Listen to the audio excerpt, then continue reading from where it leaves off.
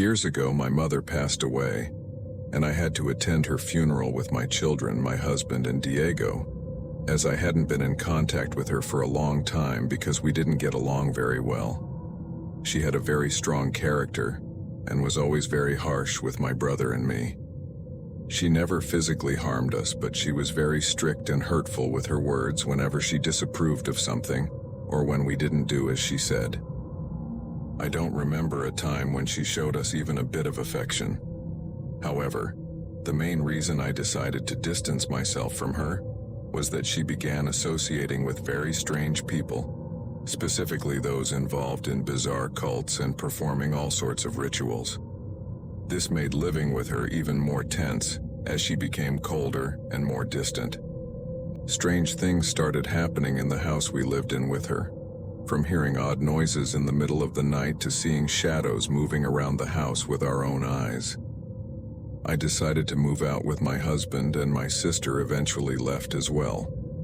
As I said, from then on I had no contact with her because I didn't want my children to be surrounded by the negative energy my mother had brought into her own home. This is where my story begins. When my mother died, my sister called me to inform me that her body was already at the funeral home and that we needed to go there to fill out all the paperwork to arrange for her wake. We arrived at the place on a chilly February day. I remember it was freezing with sleet falling, and it was very dark outside, which made the atmosphere depressing and eerie. We were told that my mother had been dead for 2 days when they found her. A friend of hers had visited only to discover my mother lifeless on her living room sofa. According to the coroners, she died of a heart attack. As I started filling out the paperwork for the wake, my sister went home because she had a newborn baby and couldn't leave her alone for too long. I stayed at the funeral home preparing everything. I was completely alone in the reception area, filling out forms, when I clearly heard my mother's voice calling me by my name. I was paralyzed. I fell silent to see if I would hear anything again, or if it had been just my imagination. But then I heard my mother's voice again saying, "Sophia, here I am." I got up from my seat and walked down a long, narrow hallway from where the voice was coming. There were several rooms on both sides, some with their doors open, revealing rooms filled with coffins of all kinds. I heard her voice again, calling me to the end of that hallway. I was very scared. Don't ask me why I followed the voice. Maybe because I wanted to confirm that my mother was indeed dead, or if it really was her speaking to me. I continued until I reached a room clearly marked staff only. It was the last room at the end of the hallway, and the light was off, so I couldn't see anything through the small window in the door. My intuition led me to open that door. I turned on the flashlight on my phone, and there I saw my mother lying on a gurney, unclothed, with her eyes open. I was shocked to see her. I had never seen a dead body before, and I certainly never imagined seeing my mother like this. I also felt a bit of fear at that moment. I turned my phone with the flashlight to look for the light switch, and in that second, I turned away. I heard the gurney where my mother was lying squeak. I quickly turned the flashlight back to her, and there she was, just sitting up, looking at me with no expression on her face. I slowly walked backward to get out of the room. Once I got out, I ran, nearly crying from fear, back to the reception area where I bumped into the receptionist. She asked if everything was all right. I was still crying and couldn't say a word. She helped me sit down and tried to calm me down. I didn't want to tell her anything about what I had heard or seen because I knew I would sound crazy and that there was no way she would believe me. I just told her I was feeling unwell because of my mother's death, that I had finished everything for her funeral, and that I was leaving. I arrived home in shock. I didn't tell my husband or my children anything because I didn't want to alarm them and knew it was hard to believe. That night, I couldn't sleep. I kept seeing the image of my dead mother looking at me and calling me in that dark room. The next day, we arrived at the funeral home early because they had my mother ready in her coffin to start the wake. It was still empty. Friends and family hadn't arrived yet since the wake officially started at 9 a.m., and it was only 7. I went with my husband to pay for the funeral services and left my children seated in the room where their grandmother was. Suddenly, I saw my eldest son outside talking on his cell phone. I asked him why he left his sister alone. My daughter Daniela, who is only 6 years old, replied that he was talking to his girlfriend and that nothing would happen to Daniela for being alone for a little while. I quickly went to get her because I didn't want her to be there alone. When I entered the room, my daughter was leaning against the coffin, talking, chatting, alone, and even laughing. I approached her and said, "Danny, come here. What are you doing?" She replied with something that chilled me. She said, "Grandma doesn't want me to leave. We're talking." I quickly looked at my mother's corpse. Her eyes were closed. I stayed silent, processing what my daughter had just told me. I just took her by the arm and led her away. She struggled with me, trying to go back to where she was, telling me that her grandmother didn't want her to leave, that I should let her go with her. I got angry and told her, "Your grandmother is dead, stop telling lies." My daughter ran out crying towards where her father was. My husband picked her up and asked what was wrong. She told him the same thing, that I wouldn't let her be with her grandmother, that she wanted to keep talking to her. My husband looked at me, just calmed my daughter down, and took her to buy candy at a store across the street. My son was still outside on the phone. I went back into the room and began to pray. I prayed for my mother to find the light and rest in peace, so she wouldn't be a tormented soul as I believed she was. While I was praying, the candles lit around her coffin went out, which was very strange because there was no draft in that room. After that, the lights went out completely, leaving the room in total darkness since it had no windows for natural light to enter. I had left my cell phone charging in the lobby. I started feeling chills all over my body. I ran to get out of that room, but somehow the door was jammed. I couldn't get out. I knocked many times for someone to open, but no one heard me since there was almost no staff there, and my son was still outside on the phone. I was desperate, screaming when I felt something touch my shoulder. I almost fainted but managed to turn my head. With every inch of my body consumed by fear, it was her.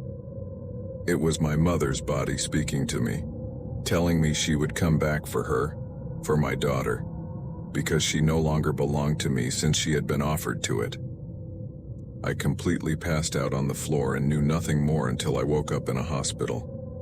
I opened my eyes to see my husband and my sister there. They told me I had been found unconscious in the room and had been rushed to the hospital. The first thing I asked, desperately, was where my daughter was. They told me they had left her at the funeral home with her brother and my sister's husband. I removed everything they had put on me and ran out of the hospital room. My husband was shouting at me to wait, that they were giving me an IV, that my children were fine. But I knew they weren't safe in that funeral home with my mother's corpse. I got into the truck, my husband and my sister barely managed to get in, and I sped off to the funeral home, screaming for my daughter Daniela. The first person I saw was my son. I asked him where his sister was. He replied that she was in the bathroom and wondered what the urgency was. I ran to the bathrooms, but my daughter wasn't there. I came out desperate, asking about her, scolding my son for neglecting her. He swore to me, "Mom, I swear she was in the bathroom. I saw her go in there, and I haven't seen her come out." We all started looking for her. By then, people were arriving for the funeral. All I could think about was finding my daughter. I asked the staff for help, and we all began searching. But there was one place no one had checked, in my mother's coffin.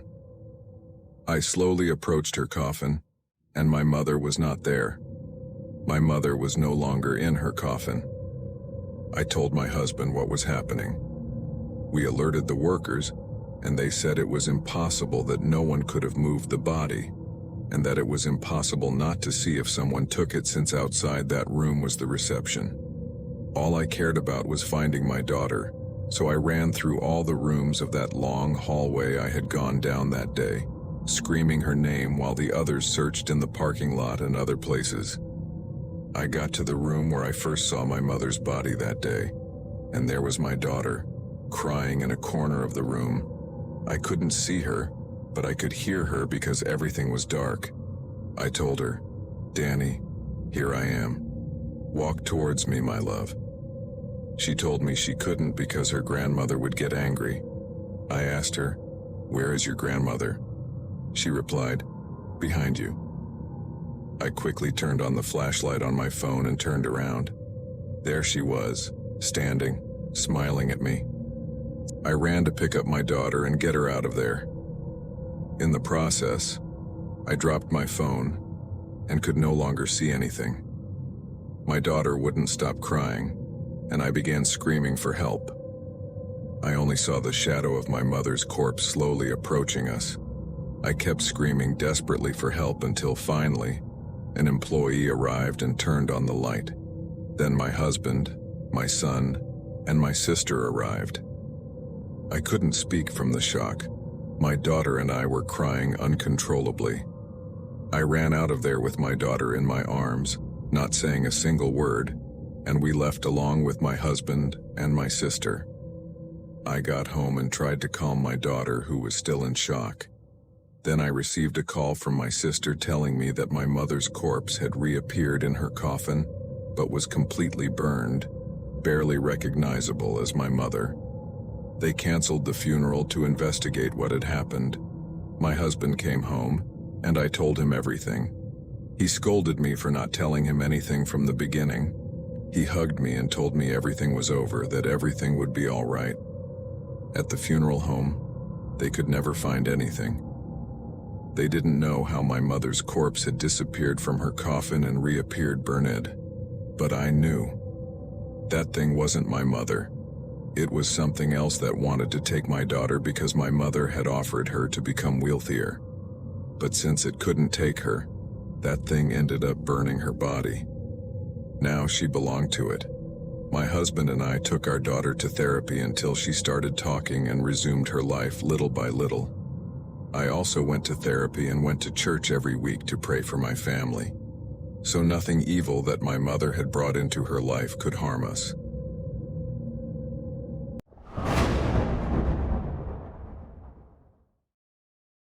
I worked at the reception of a funeral home and had only recently landed the job. Clearly, it wasn't my dream job, but after struggling to find decent paying work while being a university student in need of paying for my studies, I took it. My job involved assisting people who came to inquire about the prices of coffins, and during funerals, I had to ensure that the room where the dead were being viewed did not exceed the number of people allowed. Generally, it involved customer service. One day, as a funeral was about to start with very few people present, a man in a suit entered, looking very elegant but somewhat disoriented. I asked if I could help him in any way. He asked what place this was.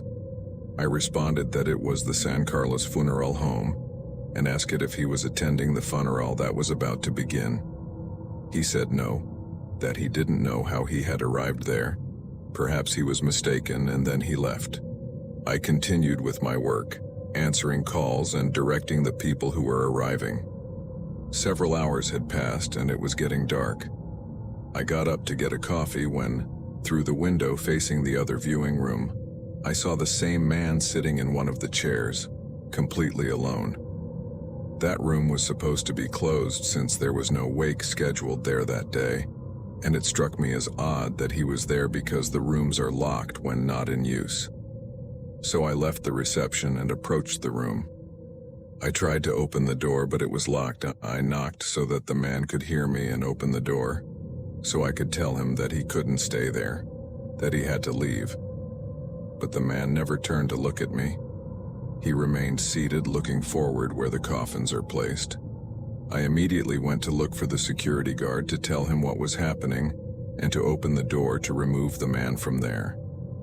The guard said that nobody could be inside because the room had been locked since the day before after being cleaned, and the only ones with keys were him and the owner, who also hadn't been there that day.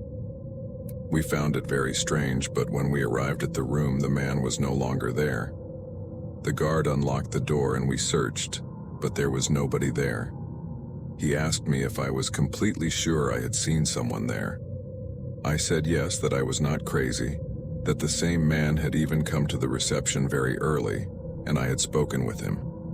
The guard simply proceeded to lock the door again and return to his post. I went back to the reception, very confused about what was happening. It was almost time for me to leave, so I went into the room where someone was being waked to check that everything was in order before I left. When I entered the room, I saw the photo of that man, the man I had seen and spoken with that day. The photo was next to the coffin because he was the one being waked. I ran out of there very scared and couldn't believe it. A colleague ran into me at the entrance and asked if everything was all right. I entered into tears, and as best as I could, I explained what had happened and that it was within his right not to believe me. Because if someone told me that, I surely wouldn't believe it. But contrary to making me feel crazy, he told me that he did believe me and that he understood because he had been working there longer and said that many times he had also seen things in that place. He told me not to be scared, that it was logical for me to be shocked because nobody is used to seeing or even talking with a deceased person, but that they were just souls in pain that still didn't understand that they had died, that they were trapped in that limbo, and that they probably wouldn't take long to pass to the other side, that they were only passing souls, but that they wouldn't do any harm. I went home, and the truth is I really wanted to quit, but I couldn't do it because I really needed the money to continue studying. I asked my boss to take the day off and she agreed, but after that, I had to return to work and pretend that nothing had happened. I stayed there for 3 more months, and on some occasions, strange things happened or there could be shadows when the funeral home was empty. I gradually became more accustomed to all that until I got a better job and was able to quit. I hope you liked my story, and just remember, if you have also been able to see or talk with a deceased person, know that you are not alone. There are more people that this has happened to, especially the more sensitive ones.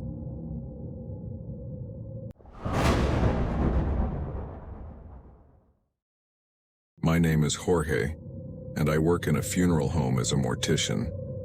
This job consists of preparing the corpses so that their family can view them. We disinfect, embalm, and make them aesthetically presentable. I want to emphasize that this job is not for everyone because you need to be very well prepared psychologically for this task. And even then, with all my years of experience, it often remains difficult because many bodies that arrive have tragic stories. Their last seconds of life were terrifying, and sometimes we have to make their body as aesthetic as possible. And yes, I'm talking about sewing limbs or repairing faces that were disfigured. Generally, I work alone, but a month ago, a medical student came as an intern and became my assistant. It made my work a bit easier, and I felt accompanied. One night, we were embalming the body of an old man who had died of a heart attack. It was a very normal and ordinary night for us when suddenly another body arrived from the morgue ready to be prepared. We placed it in the room upstairs to wait while we finished with the old man. Apparently, it was the body of a motorcyclist who had died after being run over by a car and came in very bad condition. I knew that with him, we were going to take all night. So we hurried. We were about to finish with the old man when footsteps were heard in the room upstairs, which seemed very strange to us because that night the funeral home was empty. There were no funerals, and all the employees would not come in until the morning. The only body there was the motorcyclist who had just arrived. To be honest, I didn't give it importance because all I wanted was to finish soon to be able to continue with the other body. But the boy who was helping me got somewhat nervous. I told him, "Calm down, young man. Nothing happens. This is how it is." We continued, but not even 2 minutes had passed when the steps were heard again, but now on the stairs and getting louder. I thought that someone had broken in, although it was impossible because everything was locked. I told the boy to wait for me because I was going to check. I left the room and went up the stairs. I turned on the lights in the room upstairs where the motorcyclist's body was, but there was no one there. It was all alone and quiet. But when I went down the stairs, I saw a teddy bear, which seemed strange to me because that bear was not there before when we arrived to work. The only thing I thought was that it must belong to a child who had attended a funeral the day before and had been left behind. Although I couldn't explain why, it was up to the entrance of the rooms where we prepare the bodies. Access there is prohibited for people who are not employees. I picked it up and placed it on a table to give it to the receptionist the next day in case someone came looking for it. We finished with the old man and went up for the motorcyclist's body. The truth is, we were very impressed to see the condition in which he came. We started working on the body. I sent my assistant for some tools we needed from another room. At that moment, I took a few seconds to check my cell phone, turning my back on the corpse. That's when I heard a murmur that made my whole body bristle. I clearly heard someone whisper in my ear, "Give it to him." I dropped my cell phone and turned around very quickly, but there was no one there. When I looked at the motorcyclist's corpse, it had its head turned towards where I had left the teddy bear, and what terrified me the most is that it had its eyes open, looking in the direction of that teddy bear. I shouted for my assistant because, to be honest, I was scared, something that should never happen to me. I had never experienced anything like that. I told the boy what had happened, and he also saw how the body had its eyes open, but it was impossible because it no longer had vital signs. It had been more than 24 hours since he had died. We couldn't explain how it had turned its head and opened its eyes. But more than that, I knew it had been him who had whispered that to me. I was completely sure, although I didn't know at the moment what he meant by "give it to him." The next day when his relatives came to view him, I was just leaving for my house because my shift had ended. Suddenly, the owner of the funeral home came out to reach me in the parking lot to ask me about a teddy bear that the deceased's wife assured was in the backpack he was carrying. But when they gave her his belongings, it wasn't there, and she knew her husband had it because minutes before dying, her husband had sent her a photo of that teddy bear that he had just bought for their little daughter because she was going to graduate from kindergarten, but it was missing. Hearing that, everything made sense to me. I couldn't help but my eyes filled with tears. I took the owner to where I had found the bear and explained everything that had happened that night. She looked at me in astonishment without saying a word, just touched my shoulder and said thank you. She was going to give it to his wife. I was friends with the security guard, so I asked him to see the recordings from the previous night, just to be sure that no one had broken in to leave that teddy bear, or I don't know. The truth is, I just wanted to find a logical explanation. But when he showed me the videos, after we had put the motorcyclist in the room upstairs, you could see how a black shadow came out of that room, going down the stairs and disappearing on the first floor. There was no doubt those steps we heard, that voice that whispered to me, and that shadow that could be seen in the videos. It was that motorcyclist, that soul in pain that just wanted to deliver the teddy bear to his daughter. A story that left a mark on me and that, although the years go by, I will always remember.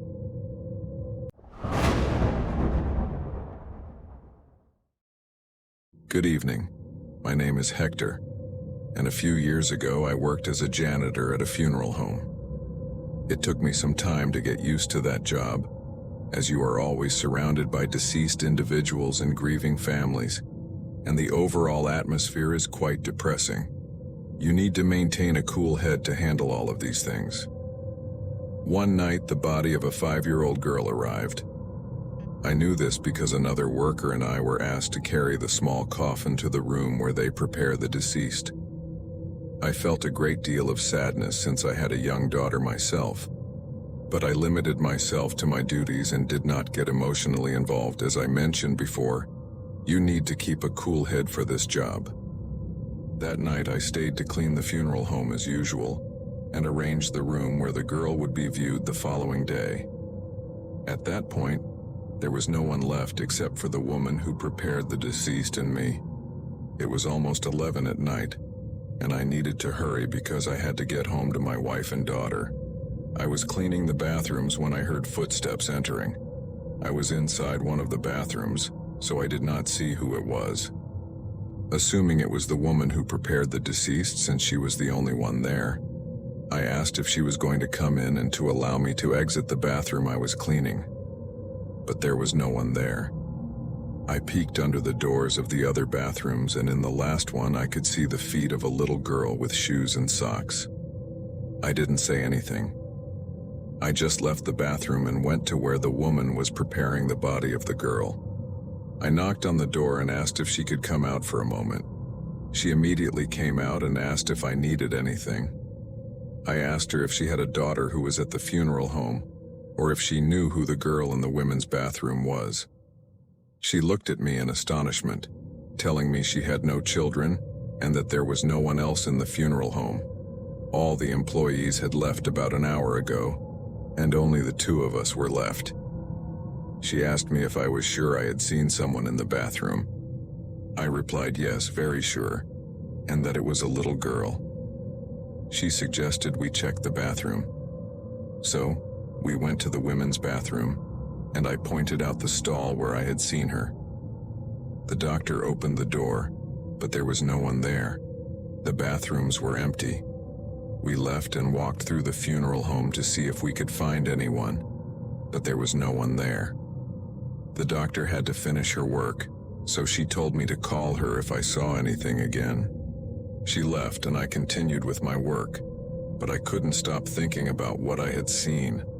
I was so sure it was real. The doctor finished her work and told me she was leaving. She said, "See you tomorrow, Mr. Hector. Don't stay too long. You need to rest."